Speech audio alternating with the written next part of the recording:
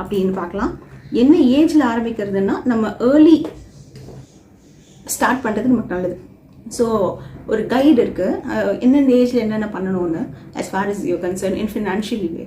So 30s நம்ம என்ன பண்ணணும்னா முக்கியமாக நமக்கு ஒரு சோர்ஸ் ஆஃப் இன்கம் ரெடி பண்ணிக்கணும். லைக் ஒரு பிஸ்னஸோ இல்லை ஒரு ஆல்டர்னேட் சோர்ஸ் ஆஃப் இன்கம். ஏன்னா நீங்கள் ஒரு ஃபேமிலி ஸ்டார்ட் பண்ணியிருக்கலாம், உங்களுக்கு ஒரு ஃபேமிலி இருக்கலாம். ஸோ இந்த மாதிரி ஒரு நேரத்தில் அந்த செக்யூரிட்டி நீங்களே உங்களுக்கு க்ரியேட் பண்ணிக்கிறது ரொம்ப நல்லது அண்ட் அது ரொம்ப முக்கியமும் கூட.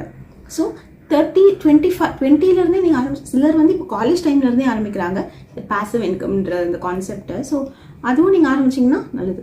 But as soon as you begin, the better it is, because the more returns and more wealth will be accumulated via passive income by the time you retire.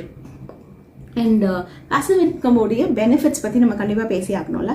So passive இன்கம்ன்றது நம்ம உழைக்காமல் வர காசு. இதுதான் சிம்பிளாக தமிழில் சொல்லணும்னா.